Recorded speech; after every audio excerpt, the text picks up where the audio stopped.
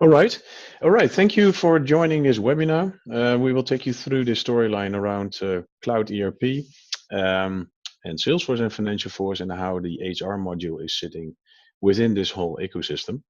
Um, um, Overall, we have a pretty precise planning, short introduction, and we touch base on what is Cloud ERP based on Salesforce Financial Force, then the HR specific module, and then living on Salesforce Financial Force and how that integrates based on employee. Then we do a short demonstration and we will finish with the questions and answers. All right. Let me check now. So maybe Salesforce is a well-known company for many of you who joined the webinar. Financial Force may be less of a known organization. It's the largest ISV partner for Salesforce, and they actually developed a complete cloud ERP solution. So that means that we have all the modules at hand to make a success out of what we call cloud ERP, connecting to all other your business processes. Now, then talking about Cloudteam. So what we actually did, we started ourselves in 2014 as a specialist in cloud ERP implementations, and by doing so, we have now developed ourselves as a Salesforce partner, Financial Force partner, 100% employee partner, and we are building custom apps to make sure that we can actually localize, especially in Europe, and localize the implementations to make those a success. And we got 2 offices in the Netherlands and the UK, and in that way we can serve the whole EMEA region. The group of people that we have it's a true international team coming from all over the world, working together, and that also gives kind of the spirit to our culture and how we are able to work with our clients also in an international setting very easily. Well, the project that we realize, if we talk about Cloud ERP, it's comprised a lot of modules. As you can see here, we implemented a lot of those modules, sometimes one by one, sometimes in one big project altogether. And we see really the momentum now kicking in, that more and more customers are going into this digital transformation journey, and then on one platform, making sure that you can really have your 360 insights on your customer. Yes, what we already wanted for the past 20 years, I would say. Now, the service that we deliver, it's a wide variety of services, from the original Financial Force modules down to Einstein, which is the whole predictive analysis, employee see the HR module, but also business process optimizations like revenue recognition or quote to cash. Well, if we then touch base on let's say the cloud ERP part of Salesforce Financial Force. Now, why is this so unique? It is really combining, let's say, all the modules that are living on the platform, on the Salesforce platform, knitting those all together and making sure you have a really working business process left to right. And so from your CRM part, and many customers, they started with CRM, down to your quoting, your ordering, supply chain management, if that is applicable, down to your professional services, automation, which in many cases is still a manual effort for a lot of customers that we see. Down to, let's say, your billing part, your financial management, and of course your HR, your human capital management, is now getting more and more important in this war on talent. And you have to, let's say, see this all as one big system that can actually work together and give you all the insights that you need to run your business. All right. So then if we talk about the HR module specifically, so it is built up, you could say, really from scratch, serving truly what you need as a company to run your HR business. It's an enormous field of complexity. It can be, especially if it's not integrated in your full landscape, and that's why we all said together we have to do it in a different way. We have to onboard people in a different way. We have to retain people in a different way, and then also, let's say, and we talked then about the whole life cycle management of an employee. We can bring this to a new standard, and that's actually what we did together. So Like I said, the employee lifecycle management, and that's what it is all about. It's about from the start in finding your talents, and then how you engage in onboarding those talents through, let's say, your um, talent performance management down to also that people will leave your organization. It all needs to be orchestrated in a decent way and in a control way. So if you would visualize it like this, you could see there's a war on talent. So you have to be, let's say, fast. You have to be precise. There's also what your new recruits will expect from you, or at least it will give you the ability to do an outstanding job in their opinion. But also then through your complete onboarding, your development, your talent management, how do you retain your employees? So how well are you able to put them on the right projects, give them the right promotions, down to the moment where they will also, let's say, leave your company? That will also happen. Everything needs to be orchestrated in the right way. Now, the good thing about employee is it's an enormous, powerful module, and how we serve our clients. And we will not, let's say, provide all those functionalities at once to you. Some of those might not be applicable for your type of business. So it's all built up around 200 microservices, which we can really, let's say, step by step implement. So it truly, let's say, fuels your ambition and can really create, um, let's say, the solution that you are looking for, and then also continuing after the first deployment. Now we have customers who actually now claim that they saw a tremendous reduction in their time needed to hire new people. And because of the fact that the processes are digitized, working together, people can collaborate easily in your organization, etc. Now, also with your talent development, as we've seen, it's so powerful to request your customers what they think of, let's say, your personnel. So sending out surveys, making sure that that feedback is incorporated in your, let's say, yearly talks and evaluations with your personnel. So everything that can really, let's say, give a better foundation to, let's say, your evaluation periods with your employees, and they will then also see, let's say, the new way of how data is collected and how those annual review meetings will go to a higher standard than ever before.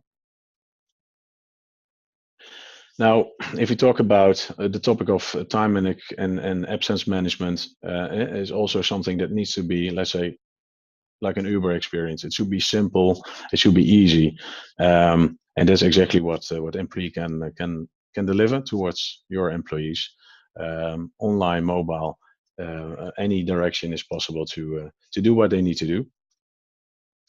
And together with, let's say, the management part of your organization, through the self-service capability, that you have the possibility to bring it all together.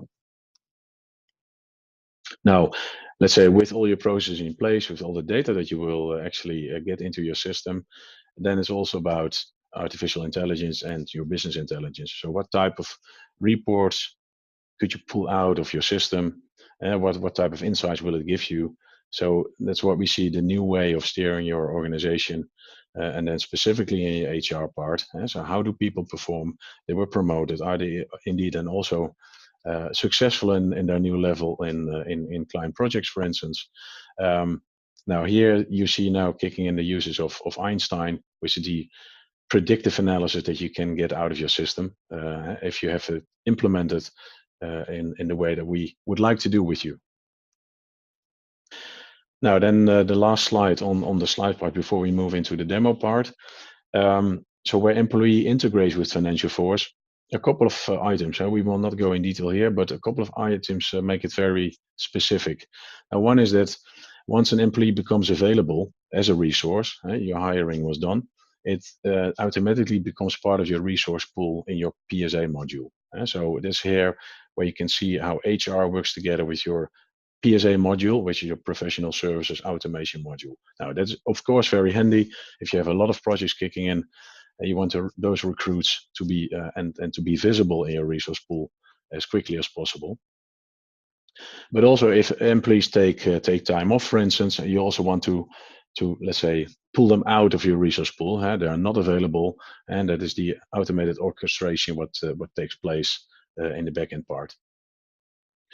Now, the other way around, if you are selling a lot of projects and you are successful, you already in your, let's say, sales opportunity management phase, you can fire off your resource requests, and they will then automatically also lead to a job creation and posting. So your whole recruitment part will, in that way, run together with how you are successful in getting more business in.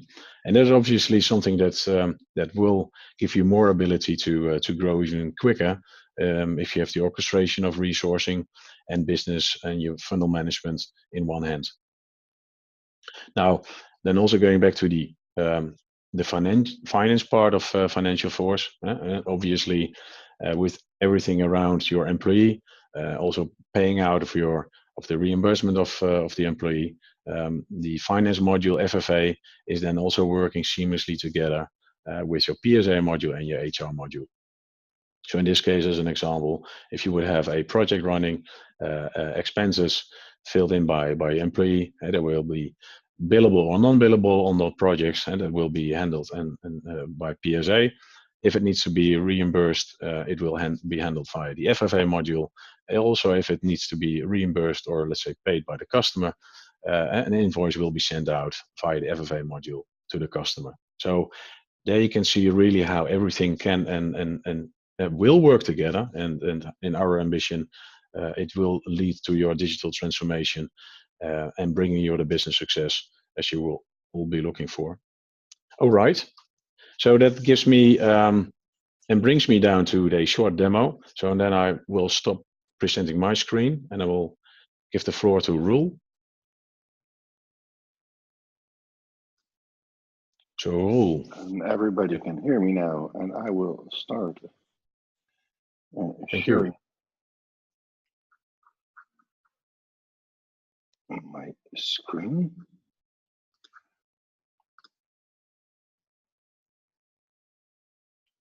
Which everybody can see now? Yes. Perfect. So, thank you, Rajan. Where I'm going to start, we're going to touch 4 points in employee. So I'm going to start with the recruiting ATS part and how that works to onboarding from an employee file and where we can serve your company from there. First, I will start with the vacancies. A vacancy can be an employee, and vacancy is related to or a project or a position in your company. So we have a different account here.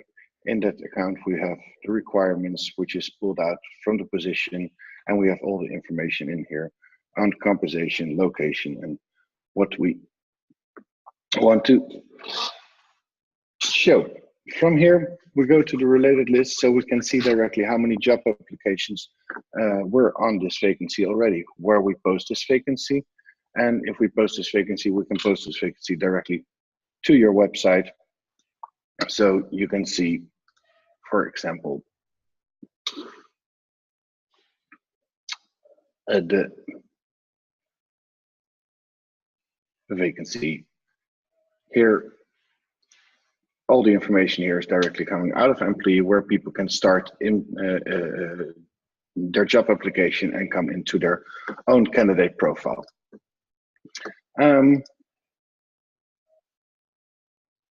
So back to my vacancy. When we have the vacancy posted and the candidates come in, the job applications will be created. So when we go to the job applications,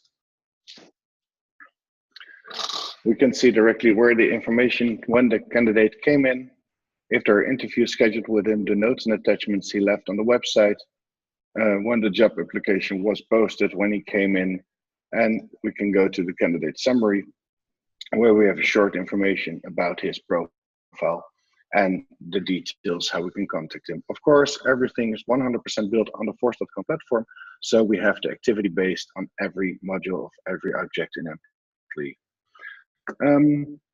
When the job application moves on, we have a process where we can see directly in the job application, in the candidate, Oliver,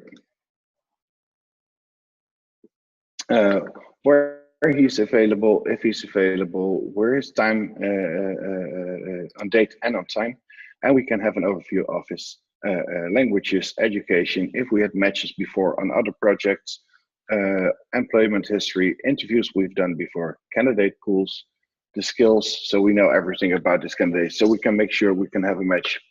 If we have a match, we will see this match in employee on the project, and this project will be communicated to PSA. So here we have a match management module, which I opened in my demo. And in this match management, we have the registered candidates, but we also have our internal employees, so we can manage the bench. So we have the matches where we can say, okay, interview him, place him, or assign him. So it will be communicated, the person will be onboarded. We can reject them. So we have the way to reject the person directly, send them an email or schedule the email so you can reject them after the weekend. And we have the job applications. These are the persons where we don't have any history or agreements with. So if we want this person, we can match him to the match management tool and we can start doing the onboarding procedures from there. We have the process bar where we can see exactly where the onboarding for a project is. So if the person is there, we can hire him. And if we hire the person, we can change him from candidate to employee. And when we do that, a lot of processes are being done, but Oliver will be in our company. His candidate file will be transferred to an employee file, and a resource will be created in PSA, and we can manage all the other useful stuff which we need to do with an employee. So we have the jobs, we can see in which assignments we placed in, absence request, HR contracts, salary, properties, employee balances, company cars, benefits, performance, so end year, mid-year, training, family members, which we need to communicate to pension information, disciplines, expenses, and if he is a candidate on potential other projects. Yeah, then we move to the self-service part of employee, where we have an overview. Everything we do is in communities. So in communities, we have the employee self-service, where an employee can manage his own file. He can see the vacancies which are open and vacant and where he's matched on. The job applications internally or externally, internally or on projects where he applied on that he wants to work on. He can see his salary and his time entry. The same works for the customer part. So if we place somebody on a project, the customer or the manager can see exactly which employees, what timesheets they have, what the rates were, what the invoices are, and we can communicate that exactly on the same way through the communities. So the manager or the customer can see exactly which persons are working on what projects and what the rates, invoices, and timesheets are they have to apply on, and other things. This is a bar where we can drag and drop every action, every object in from employee.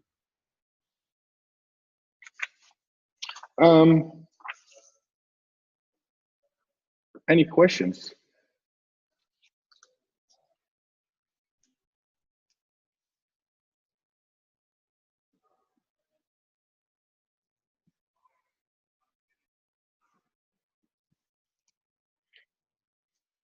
Well, I think for now, all clear. I don't hear anybody. No, I think if there are no questions, then we can continue. Okay. When we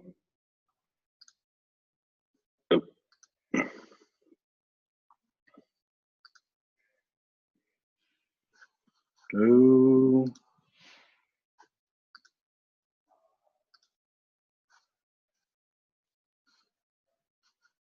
So.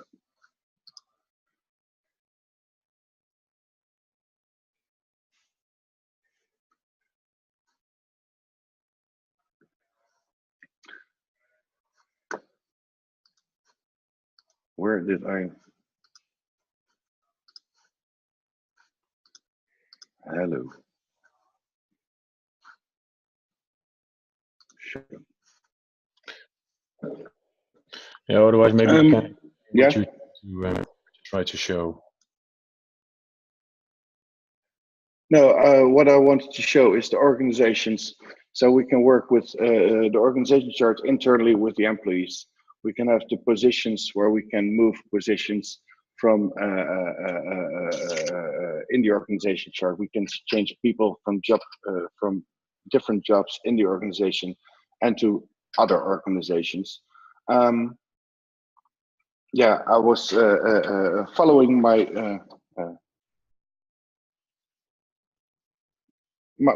process, which I had here, and I think I touched everything, unless I missed anything. Okay, no, I think it was all clear. So as you can see, it's a huge system, everything around Salesforce and Financial Force, and then including a module like HR. So I think for everybody joining the webinar, and obviously, if you would like to know and get more details and understanding of how it works and can work together with the other elements, we're always happy, of course, to give a far more in-depth demonstration. Can you hear me? Yes. I have a yes about payroll. Is there anything for payroll? Because we have employees all over the world, but not too many, so it's not worth for us to buy everywhere a separate payroll system. Is there any payroll function here? No, what we do, we have the time management and time registration combined with the absence, where we have a time management overview, where we have exports to every payroll system, which we provide now and we connect to in 17 countries. Okay, so you have a cooperation with a payroll company. We have cooperations with payroll systems. I don't know which one you're working with, and it depends on the way we need to connect to them. Okay, so the data can. Okay, I will. If I need, I will get more details. I just wanted to know. Yeah.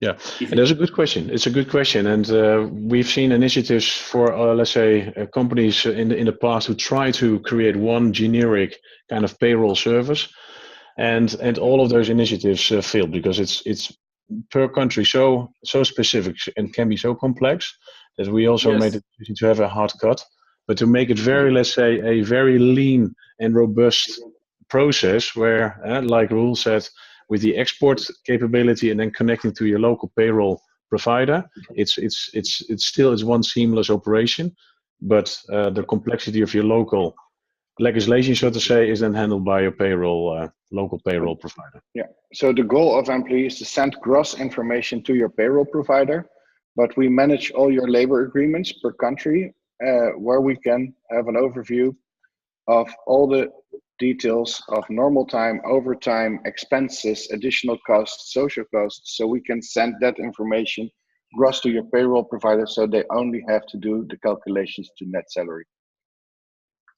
Okay, thank you. That's nice. All right. Looking at the time, we have a couple of minutes remaining, so please give a shout out if you have a burning question. Hi, I typed a question in the chat. I don't know if you are following. Yeah, I can see the chat here. Okay, then it's more clear.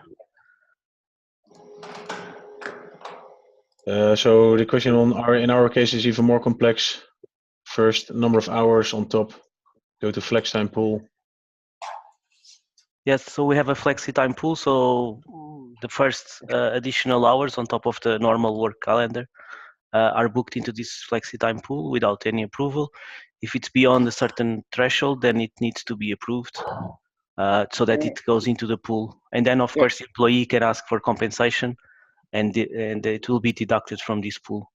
And then the question, which country are you based? Switzerland. Yeah.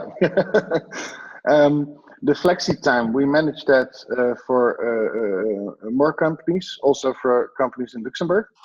So also with the flex time working from home from other countries, or we manage that through the employee schedules, where we can manage what they can work and what they can work internally and what they can work, what they need to work in the office, for example.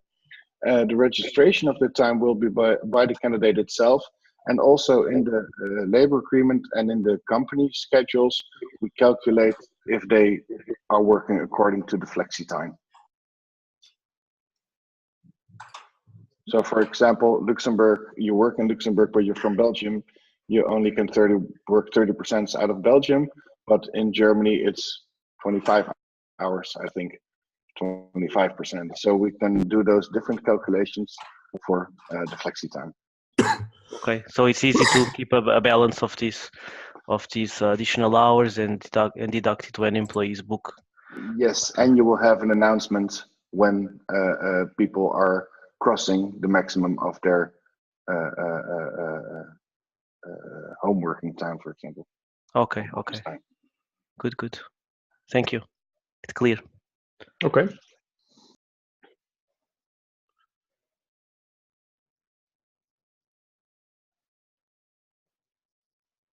All right, then I think we're okay with the questions raised in the chat box. Actually, I have one more question.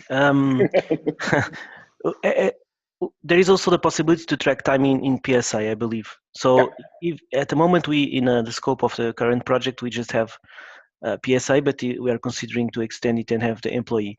So obviously then the time tracks entered in the employee would flow to the PSI without any issues, right?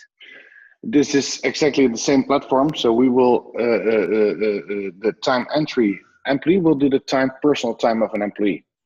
So we will do the calculation for salary and stuff like that. The same time will be entered to PSA, so they can track time on the project. Sorry, I didn't get it. Is it the same process, or does the employee has to type in twice? No, there will be one entry point for time. Okay, and then in PSI there is a decision if you, of course, you want to bill the same amount of hours as the employee has entered, and it's like a decision point, right? Where for example, the employee typed 10 hours, but we have a cap with a specific customer where you can only charge 8 hours a day. So then there is like a second step where we decide that from the 10 hours entered in employee, only 8 will be charged. I know that from the employee part, we can enter that. We can say that. I don't know what the settings are on the PSA part, but Matt, you can answer that probably. Yeah, I can try to. So yeah, if you're entering the time into PSA, we can set some logic around how those are split and what becomes billable and non-billable, and if we can roll up all of the time and push that into employee, which I think would be relatively easy, we can handle that. And obviously then employee does the calculations around the time actually worked. So you'd use PSA for your project billing, and you would use employee to track all of the time related to the employee. Okay, thank you. But it would just be you just enter it once, and yes, we can just share the information across the object. Clear. Thank you. Thanks. Okay, then looking at the time, we just passed 10 o'clock. So if there are any further questions, please send your questions via email, or have a request for an additional, let's say, demonstration, more in-depth demonstration, which is also, of course, possible.